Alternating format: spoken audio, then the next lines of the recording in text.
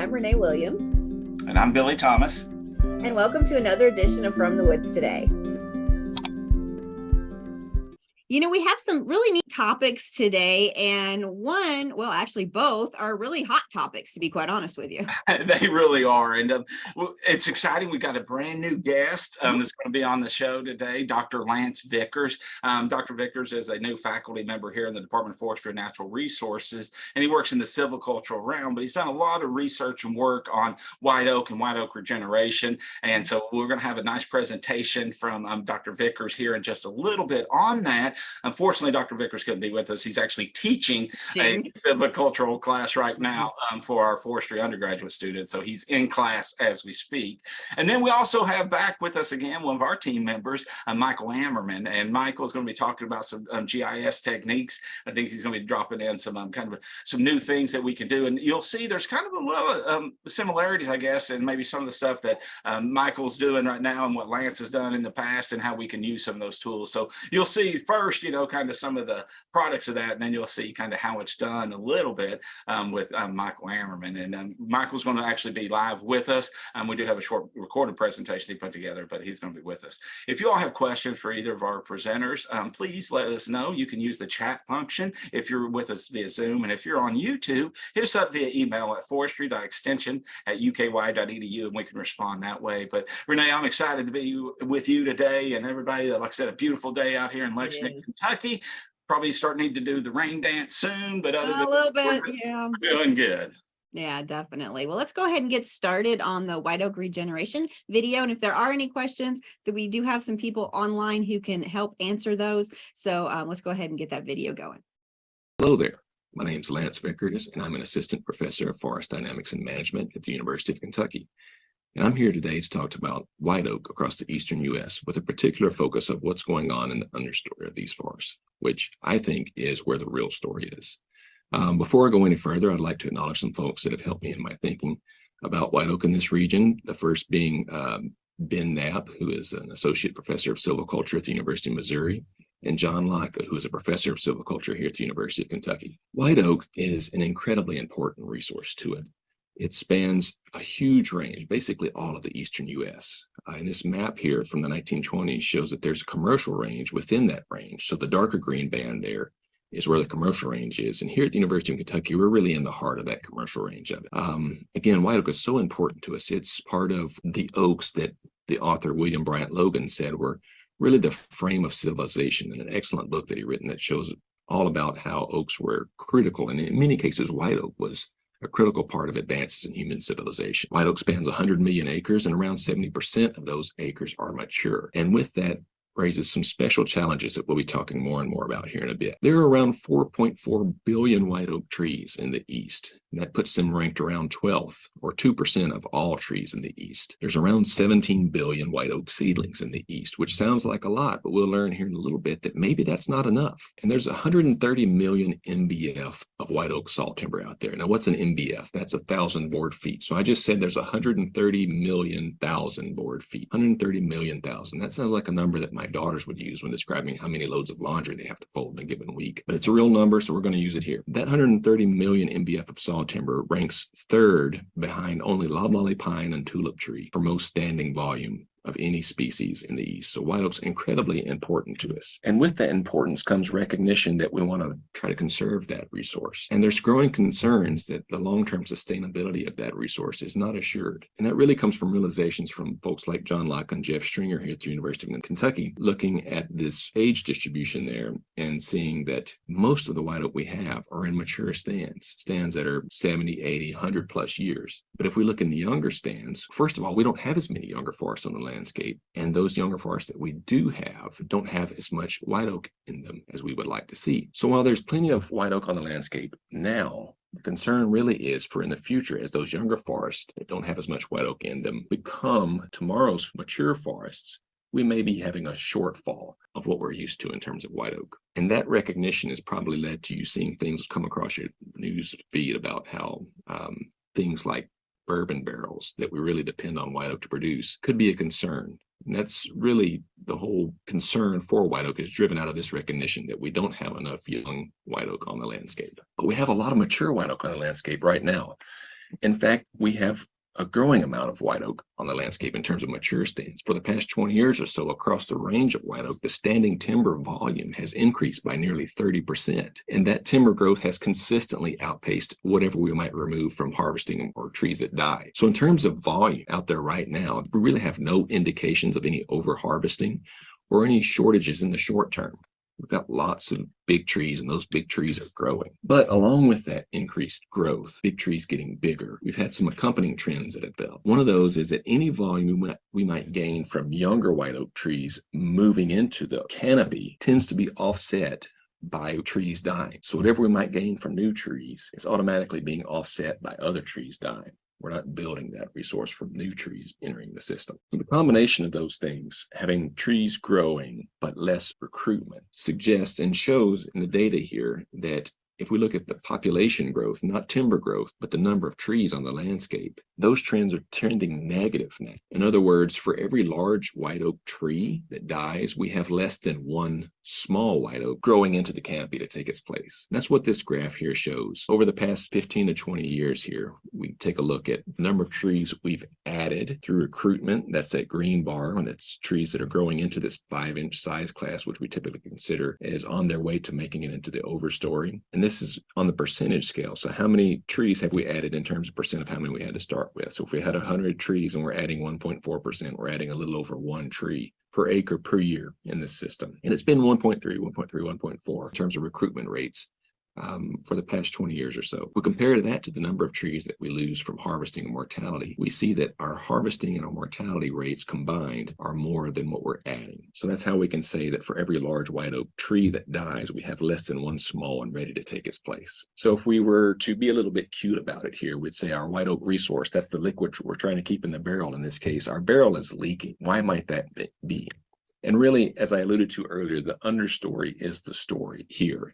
You've probably heard folks, I know you've heard folks like Dr. Jeff Stringer on this very program talking about how we have a regeneration and recruitment crisis going on for white oaks across the East. And oaks generally, and white oak specifically, has been the focus of a lot of research over the past 50 years even. Folks noticing that it's really hard to regenerate oaks, and white oaks for sure are part of that. And there's been several articles that come across showing how we have basically not enough oaks in the understory. And really, I think this paper by Dr. Dan Day captures the situation pretty well. He says that regeneration and recruitment are the pillars of oak sustainability. And he says really the situation tends to be that if oak seedlings are present, they're usually too small to compete with all the other species that are in the understory of today's forests. And any mature trees that we might have are too large to reliably sprout. So you can see if we don't have enough seedlings present, we sort of violate what Dave Loftus said were the two laws of oak silviculture. You need to have abundant seedlings in place, and when you have those in place, you need to give them sufficient and timely release. That was all about white oak sort of at the big scale. We're going to zoom in a little bit and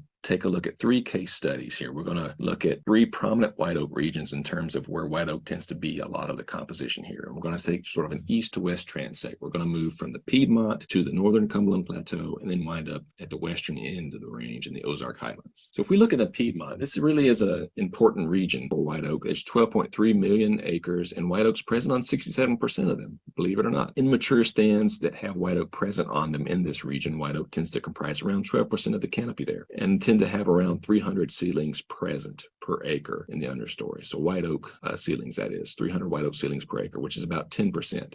So that composition matches the overstory pretty well there. But around 44% of the understory acres have no white oaks present in the understory. So that's a bit concerning. Then if we look at saplings, though, looking at seedlings that have grown from the seedling size to reach a diameter of around 1 to 3 inches, we see there's only 15 of those per acre. So we have 300 seedlings present on a given acre there, but only 15 saplings present. And those saplings, the white oaks, only make up 3% of all the saplings present. So that seedling to sapling ratio suggests that we may be having some recruitment bottlenecks. We may be having a hard time getting seedlings to move into the sapling size class and then move into the larger size classes in this region. If we look at the overstory, we have no signs of shortages in terms of standing timber. It's actually increasing, just like the region-wide average suggested. We've gained 27% of volume since 2005 in the overstory there. But if we look at the demographics there on the trees per acre basis, like we we talked about earlier with those green, blue, and red bars. We see that our blue and red bars there are basically matching our green bars. So for every tree that we're adding, we're losing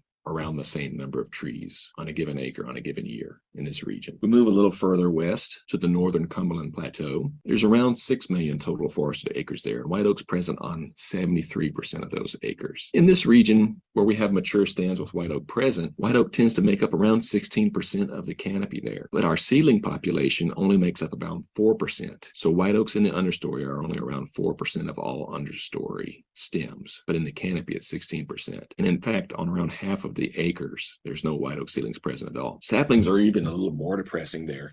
There's only 5 white oak saplings on average per acre, and those make up around 1% of all the saplings there. On a whopping 91% of the acres in this region, there are no white oak saplings in mature stands. So that low seedling abundance there, we only have 100 seedlings per acre, and they make up only 4% of all seedlings. That low seedling abundance for white oak suggests that we may have an establishment bottleneck in place in this region. We may also have a recruitment bottleneck in place. Also, we may have trouble getting enough seedlings on the ground to start with and getting those seedlings to move into larger size classes, which is troubling. If we look at the overstory there, again, just like everywhere else in the region, we're growing. The white oak trees that we do have are big, and they're getting bigger to the tune of 26% growth since 2005. But if we look at our number of trees and those demographics, looking at births and death rates there, we see that we're losing around 0.5% of our trees per acre population every year because our recruitment, those new trees moving into the system, are not offsetting the losses that we have due to mortality and harvesting. And really, we've seen an uptick in the proportion of trees that are lost from mortality in this region. Moving further west to the Ozark Highlands, where there's 15.7 million total forested acres and white oaks present on 75% of them. This region is really white oak centric. In mature stands there, white oak comprises 30% of the canopy. There in the understory, we'll find around 300 seedlings per acre there on average, but that makes up only around 10% of all seedlings present. So 30% in the canopy, in the understory around 10%. Saplings, we're down to around 18 per acre, which is around 6%. White oaks are around 6% of all saplings there. On 81% of the acres, there's no white oaks present as saplings in the understory in mature stands. So again, that seedling to sapling ratio where we have 300 seedlings, but only 18 saplings, suggests that even in the Ozarks, where white oak recruitment and regeneration challenges are viewed as less challenging than in other parts of the range, we still may be having some recruitment bottlenecks in place there. Overstory, again, the same story. It's growing there. It's increased 26% in standing volume since 2005, but the total trees per acre demographics there are static, but maybe trending negative. As we see, we're starting to have increases in the proportion of our trees that we lose due to mortality or harvesting. The proportion that is mortality seems to be increasing, and our recruitment levels are staying pretty flat. So again, another one of those situations where we only have just as many or slightly less trees added as we do trees lost due to whatever reason, harvesting or just trees dying. So to summarize, across the range and in each of the specific regions that we looked at, our volume growth, standing volume, continues to increase and outpace utilization. We've got lots of big trees out there that are getting bigger, and that growth is more than what we're removing each year. However, if we look at the total population demographics in terms of number of trees, and that includes births and deaths, we see that we're starting to have declines in abundance. So we have fewer trees on the landscape. Saplings are absent on about 3/4 of all mature white oak acres in all of those regions, which really means that no ecological section is immune to regeneration or recruitment concerns. And there are barriers to white oak regeneration and recruitment, but those don't seem to be the same in each region. So again, just to reiterate, I think the understory is the story in these forests. It's really all about the lack of regeneration and the lack of getting those seedlings to move into larger size classes. That's really what's driving this concern here. And I think, again, Day captured it pretty well in his article from 2014, where he says the decrease in oak regeneration potential must be reversed through active management. We need to do things to improve this. But he also sort of gives us a call to arms here. He says we need to do this now while there's still an adequate source of acorns for natural regeneration. I think those are words that we do well to heed. So what are things that you might do to tackle this situation? Well, the first I would say, whether you're a landowner or not, is to get educated, find more info about this. And there's lots of good resources out there. The extension page here at the University of Kentucky, talk to extension foresters, talk to your extension agents, knowledgeable people that can help you out. check out the White Oak Initiative page. There's a lot of collection of a lot of good information there for folks that are really concerned and really focused on white oak there. And finally, if you want to take a deeper dive, I would recommend this textbook at this web address here. It's called The Ecology and Silviculture of Oaks. It's written by my friends and colleagues from the Forest Service. And they really do a deep dive and really collect everything there is to know that we do know right now about growing and maintaining oak forests, when white oaks are an important part of that. If you're a landowner, I would encourage you, maybe the best thing you can do is get engaged with a forester. Find one, talk to them, show them your land, tell them what you're concerned about. Trained foresters here at the University of Kentucky, and I will tell you that they learn a lot about white oak as they're going through their studies. And so I would encourage you to engage a forester and talk to them about your concerns and needs, and they'll help you try to meet your objectives, whatever they might be. So with that, I would like to say thank you for letting me spend some of the day with you. If you have any questions about this topic, reach out to me. My email address is lance.vickers@ukY.edu. And once again, thank you for your time, and I hope you have a great day. We really appreciate Dr. Vickers being on to talk to us about that. And we do have Darren Morris on too, if you don't mind turning on your camera and talking to us a little bit. Hey, Darren, we appreciate you joining us since Dr. Vickers couldn't. Darren helps and does a lot with the White Oak Initiative, and so he should be able to answer there were several questions in the chat pod coming up, so I just wanted you to be able to go over those. Darren, before you get to that, remind everybody what you're doing with the White Oak Initiative. Yes. Yeah, so the White Oak Initiative it's very broad. It covers over 20 states because of the range of white oak, and the goal is just to promote good white oak management, spread the awareness about how good white oak is, how healthy forests need white oak as a part of it, but then also the situation that Dr. Vickers laid out with recruitment and regeneration problems. If we don't do something now, then we're going to see repercussions 20 years, 50 years into the future. Yeah, well, that's certainly a huge effort that's ongoing right now. And there was a few questions that kind of picked at that a little bit. Mm-hmm. One of them, the first question that we have in the list is, what do you suggest to promote seedlings? Yes. So in the forest understory, right? We have a problem that acorns are still acorns. Acorns are working fine. There's nothing wrong with them, but we have sunlight issues now due to how we manage. We don't hit the forest as hard as we used to 150 years ago, with repeated damage and disturbance and things going on like wildfires and grazing and all that. So we have a different structure within our forest now, and that has promoted species like maples and even dense understories like dogwood and other things that you don't think about, hickories. That shade keeps white oak from developing without repeated disturbance. So really, you need to consider that 10 years prior to a harvest. If you're a landowner, you're wanting to harvest, it's time to go in and look at your forest to find out what kind of regeneration do you have? What does it look like?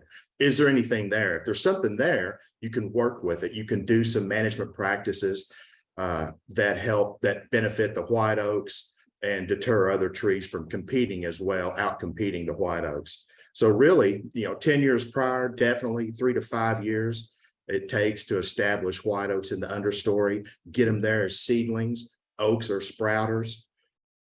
So it's okay to have them there for several years. It's okay to have white oaks there for several decades. They'll sit there and wait, and during the event of a harvest or a tornado or whatever disturbance, that sunlight will come in and they'll sprout and take off and be more likely to become mature trees in the forest.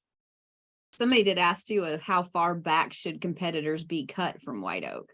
So you don't need to cut everything. You just need to you need to deal with the situation at hand. So if you have small seedlings in your understory, then maybe you have a mid-story situation that can be removed without going into the overstory or what the mature forest you might think of looks like. So you minimally cut what you need to cut in order to provide sunlight and room for white oaks to continue growing, whether they're 1 foot tall or 60 feet tall. You can do the same thing by removing close competing neighbor trees that are less desirable, and maybe will outcompete the white oak if you leave it alone. So things like that you can do, and we always try to keep it a minimal effort with the best results. Darren, I appreciate that. And it kind of leads into the next question we had, looking about programs and stuff that are available. And I think there's really no substitute for getting a professional out there with you, a forester that's kind of familiar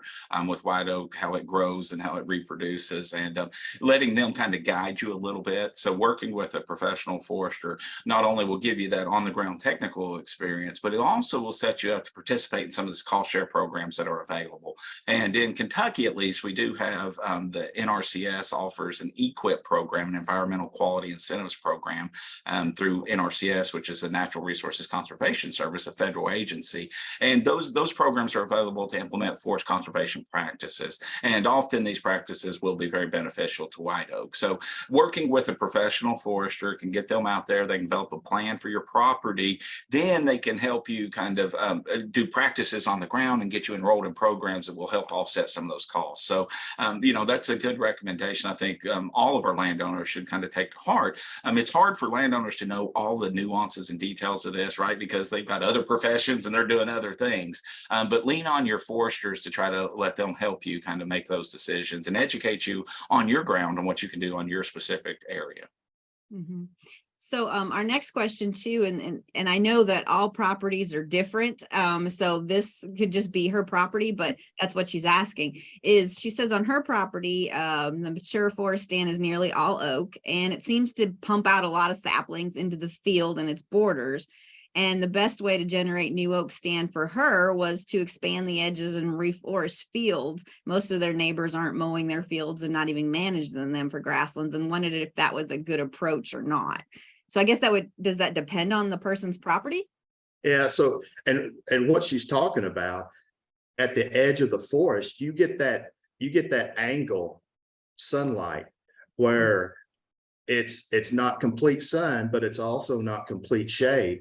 That's kind of where white oaks tend to thrive. They thrive on that partial sunlight situation. So that edge effect is actually used in several management techniques to do just that and promote oaks. So yeah, that's her observation is actually something that foresters can use with sunlight management to help promote during a harvest, white oaks, and after a harvest.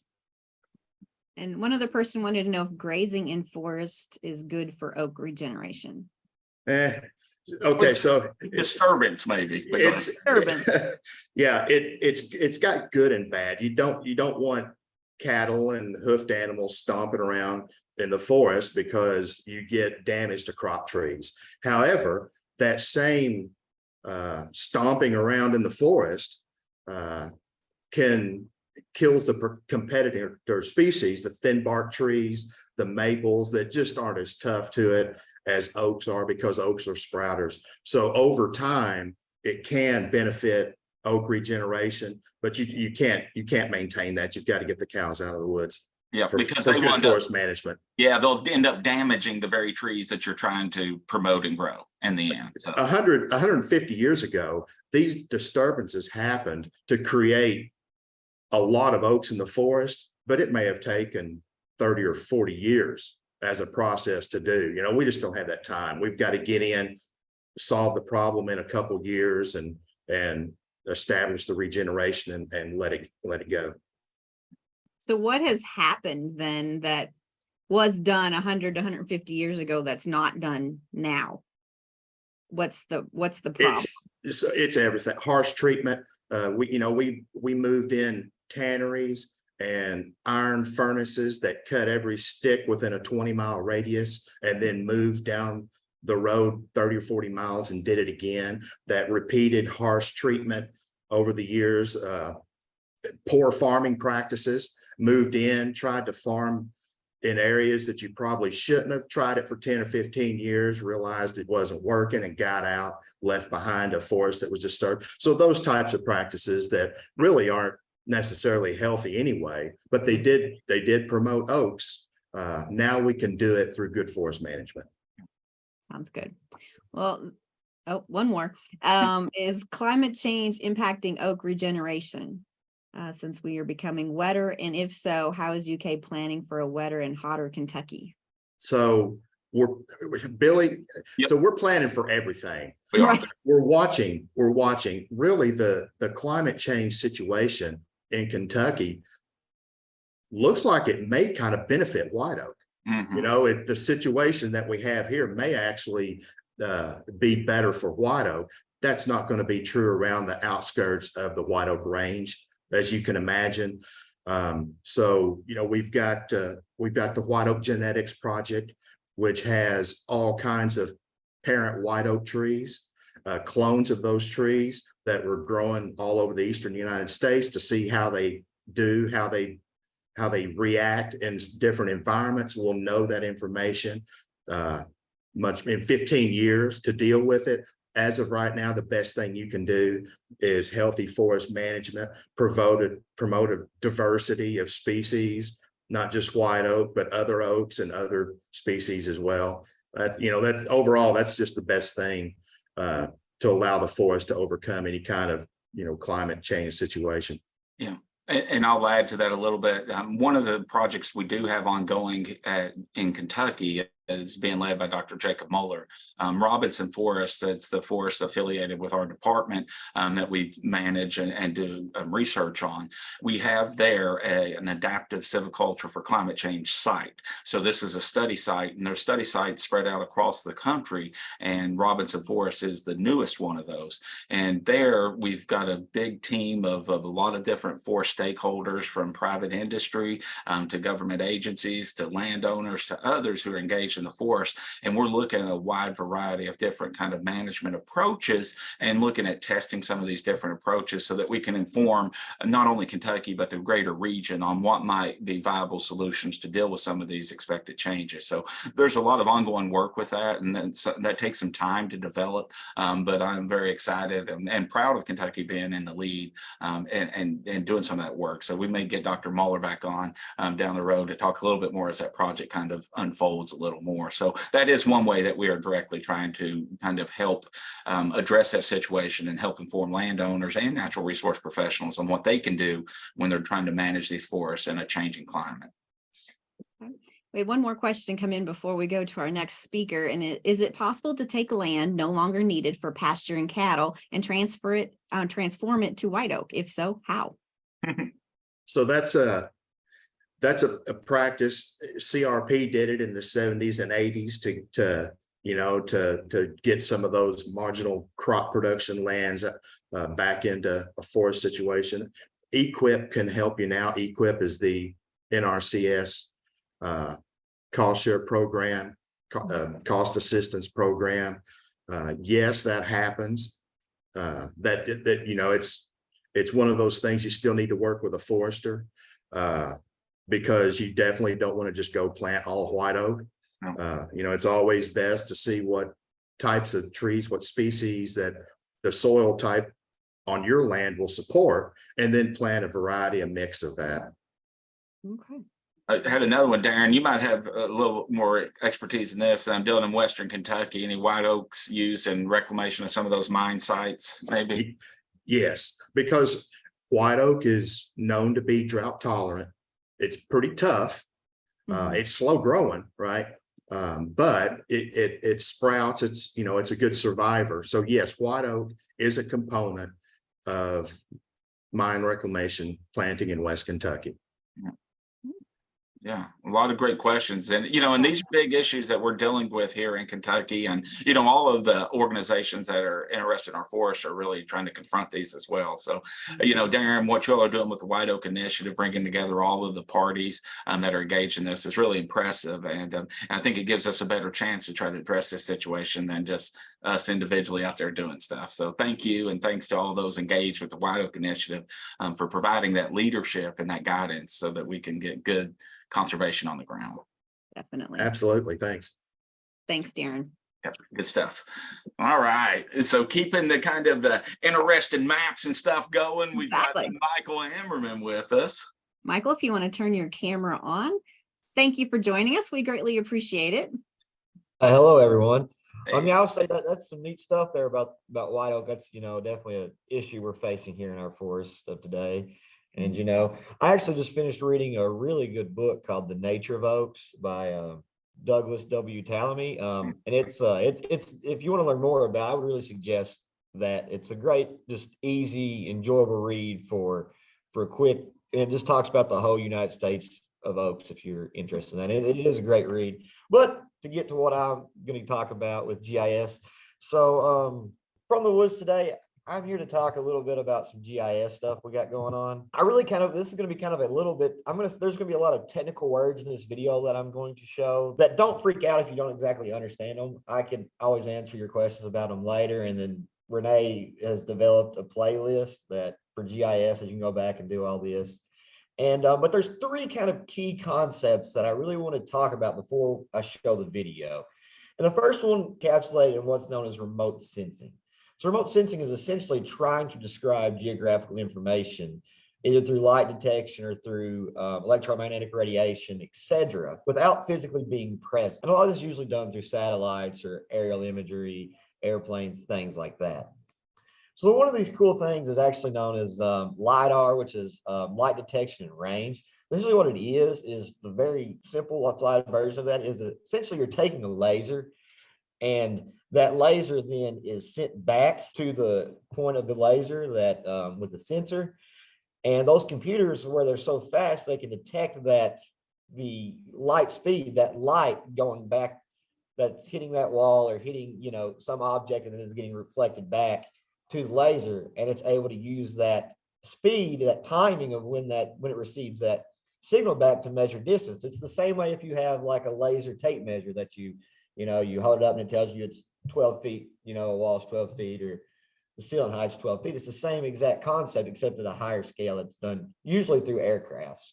And then another thing is digital elevation modeling. And essentially what that is you're taking these kind of adaptations, these kind of resources through LiDAR or other remote sensing interfaces, and then you're using algorithms to build up essentially a three-dimensional model, and get individual parcels of land or parcels of specks of land or pixels, a graphical value that shows height elevation, typically above sea level, but it can vary from other different DEM sources.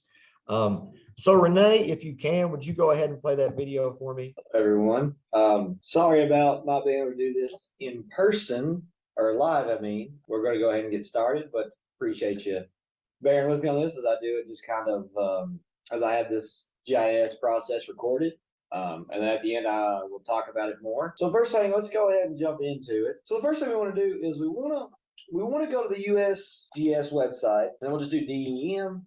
We come here to the national map where it says data delivery, and then it'll bring you up to where you want to launch this. Now, what we want to do is we want to create this 3D representation of the topography in Robinson Forest, because Robinson Forest is a pretty cool place that we as the university manage forest there, and it's a really cool place. I enjoy being there. This is a great place to kind of show off some of these 3D tools that we have on ArcGIS Pro. So we got to find it. The weird thing about this is you can use lat and long to find things here in the search bar, but I know where the address is, and I like to kind of look at these maps and just kind of like slip through them and things like that so I can see kind of where we're at. So I really need to find Breathitt is always where I start at. And lucky for me, we have quicksand right up here. And then here's 476, which is the road that leads to the forest there. We know if we follow along Troublesome Creek here along 476, we'll eventually run into Little Buckhorn Road. So right here's Little Buckhorn Road. We can see right here's the road that we take to go to Robinson Forest. It's right on the Breathitt Perry line. So we'll just go left here, up through it until we get to Clemens Fork here. So right here's Clemens Fork. And now we can see the camp. So the camp at Robinson Forest is located right here in this slither right here. So what we're going to do now is we're going to go in here into elevation products. We're going to keep everything selected that way, 1 degree, geotip, great. We go for search products. Then here, when we click on this, we should see that we get our product here. So now what we want to do is we're going to download the link to the TIFF here. And we'll see here in my corner, since I'm using Google Chrome, we can see that it's being downloaded. We're going to give that a little bit before it's done downloading. So I can come here and see. So this is a pretty large file. By the way, we can see here that this is about 439 megabytes, which is almost a half a gig. So yeah, so you got to keep in mind that these that we're downloading are pretty large files. So, but when we get it, we'll delete it and we'll clean it up a little bit, and I'll show you the process for cleaning it up here in a second. But for right now, we're just going to focus on this large file in our downloads folder. Then while that's downloaded, I'm also go ahead and launch ArcGIS Pro. Okay, so here we've launched ArcGIS Pro. I'm going to start a new map. I'm going to call it 3D. We'll call it 3D from the woods today. And just do map. Call it okay. Start it up. So here we already have a base map that starts out with street. But let's not do that. Let's actually do a base map that is, let's do a satellite base map, because I kind of like that. We'll do a satellite mix between we have UK imagery here. Don't want to use that one. Give me a second. We'll use imagery hybrid here. This imagery hybrid, we can see we still have a satellite map, and then we also have our roads layer. So we can still see our roads as well, which is pretty cool to me. So I also have on here a location for the Robinson Forest. So we're going towards here to Jackson. I'm going to add in my layer. I can also make this shapefile available for anybody that's interested in it. If they want to kind of go along and follow this module, that's perfectly fine. I'll get with Renee about how we can share that file and send it to people that want it on YouTube and things like that. So for now, let's go in here into documents. I have in my documents, here in GIS, I have Robinson Forest boundary. We're going to add that shapefile. So now we can see here that I've added the outline for the Robinson Forest. So I'm going to go ahead and clean this up a little bit. We're going to do a black outline, make it hollow. We're going to make that width a little bit larger so we can see the lines a little bit better. We'll make it about a 3. Now we can see our lines a little bit better in there, right? And now we're also going to go ahead, we're going to go ahead and we're also going to add as soon as I can get there, we're going to add the DEM data that we just downloaded. We'll do big modified. There we go. So that should be our DEM TIFF that we'll get here. Once it's loaded, we'll go ahead and let it calculate. So this could take a second. So here we can see now that we have a DEM model of Robinson Forest here. And some access to. We can also see this for most of the southeastern central part of the state. So we're going to go ahead and we're going to clean this up. We're going to make this file a little less big. Because we don't need all that. We don't need all that data to clog up our hard drive here, and then thus also make it harder for Arc to run it, because then it has to run more bytes, more digits, which then in turn makes for longer loading processes. So what we want to do is we want to come in here into analysis, and we're going to go to raster functions. Okay, and we're going to clip raster. So we're going to do a clip function here and clip. And we're going to use this raster, obviously, that we have in there as our clip. We're going to do an inside clip. And we're going to use the Robinson forest boundary. We're going to use the input feature for clipping geometry, so we get a perfect 1-to-1 ratio with it, or at least as close to 1-to-1 perfect ratio as we can get. So for that, we have that, all our parameters, all that's good to go. And we're going to go ahead and we're going to create a new layer with it. All right, now we can see here that we have a new layer.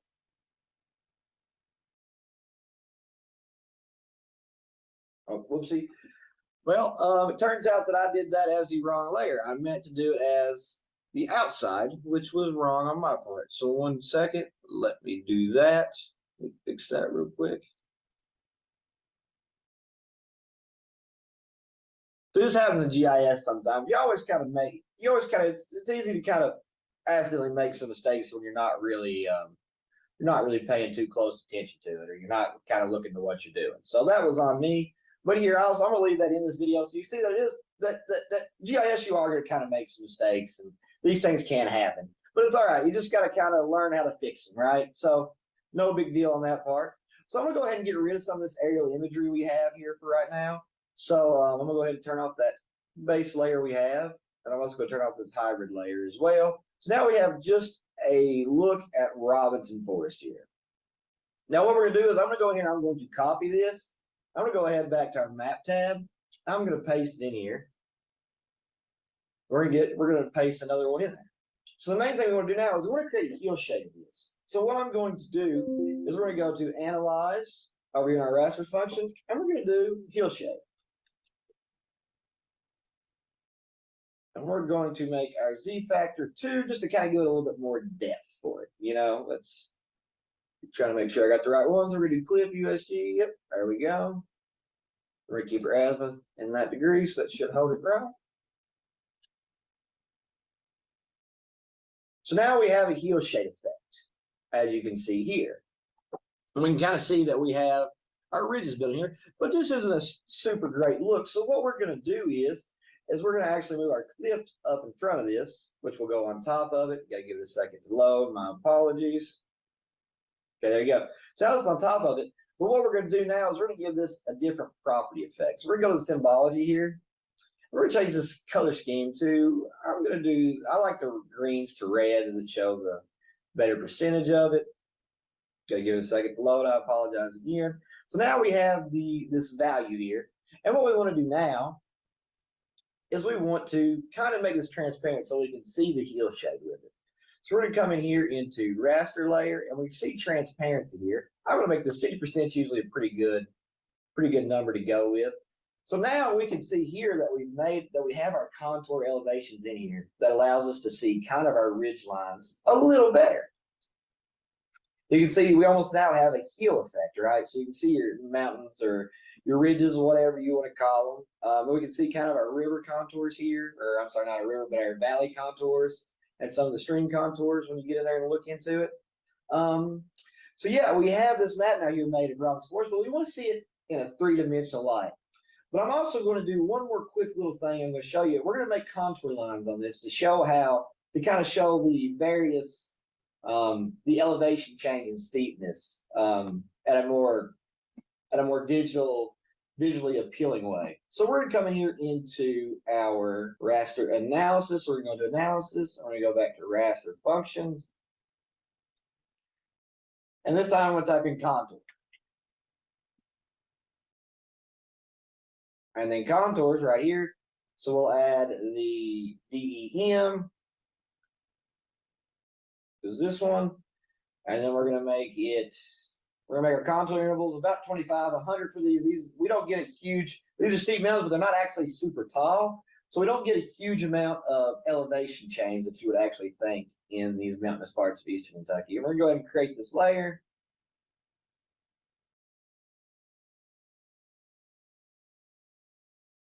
And now we can see here we have our ridge lines, our contour lines developed inside of this as well that shows these elevation changes.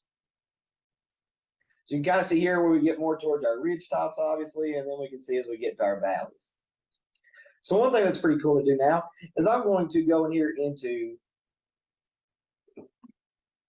we're going to go into view, and we're going to convert, because we want to see this in a three-dimensional plane. So we're going to go to convert to local scene. All right. So now we have our three-dimensional view of Robinson Forest and kind of almost a 3D layout here. And we want to see it at a different angle.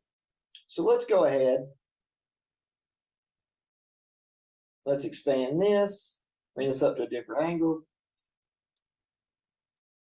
So these things are a little bit finicky, but now we can come in here and we can kind of change the elevation gradient here. We can kind of get down and see some of what these three-dimensional shapes of this area are. And you can sit here and you can kind of, once you do this, you can kind of come in here and play with this and see these contour lines and see how all this elevation changes here and just how you have this three-dimensional view. And you can do this with anywhere in the United States that has the DEM, or anywhere that has DEM data attainable. Most of the United States, I'm pretty positive, has DEM data available. So you can try this for things like property lines. If you're thinking about buying a farm or some land, you can see you can come here and see the steepness of it and view what it would look like on the ground here. And you have to give it a second to load, and we can see that we're getting more close to our valleys. We can see the changes. And this is an actual 3D representation of our world, especially within Eastern Kentucky. So pretty cool stuff, if you ask me. And I'm gonna go ahead and get off of here. I'll be on Zoom still though to answer any of your questions on this. Well, the reason why we have Michael originally on was because it was a request of the viewer for GIS. And so we have decided to do a playlist on our YouTube channel. So you could go to our YouTube channel and hit GIS playlist, and you can go step by step. I know a lot of this is really fast, but Michael does a really good job. And I really think that was really cool of the different levels that you could actually see. Like you said, if somebody, wanted to buy a farm or buy some woodlands, they could actually see the representation there. Because I know just from personal experience going and seeing something on the website, you think it might be flat, and then you go and it's a valley, so that would be really interesting to try to help you out on that. So, Michael, did you have any other anything else to say to people today about your presentation? That's really kind of all I wanted to say. And we had this for World GIS Day, but that's next week. But it was good to have beyond this week. So yeah, but I appreciate you, Renee, and thanks for watching it. And like I said, if y'all have any questions, please reach out to me. My email is michael.ammerman@uky.edu, and this will be up on the GIS playlist or From the Woods Today if you want to go back and look at it and try this. And I know that's a lot, like Renee said, that's a lot to remember because I go quick, but you can, like Renee said, you can pause the video, do it, and go at your own pace. And no, I think it'd be awesome to be able to just sit there and click while your video is going to try to figure out what to do, and you could do it with your own property. Really cool stuff. Thank you, Renee. Thanks. All right. Well, we greatly appreciate you all joining us. Today we had Dr. Lance Vickers on talking about white oak regeneration.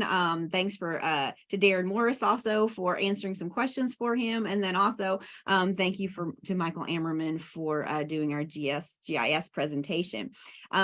We have all of our shows, including today's will be on FromTheWoodsToday.com. We have over 170 episodes there. You could binge watch us if you wanted to. But there's also a thing for making suggestions for shows. Like I said, GIS was a suggestion for a show. So if anybody has any suggestions of things that they would want to talk about, maybe some of the questions that was in the chat pod today you would like to know about and you'd like a show, go to FromTheWoodsToday.com, submit those for us, and we'll try to get someone on to answer those questions for you. But we, again, our show is over for today, but we are here every Wednesday at 11 o'clock. Until then, take care. We will see you next week. Bye. From the woods today.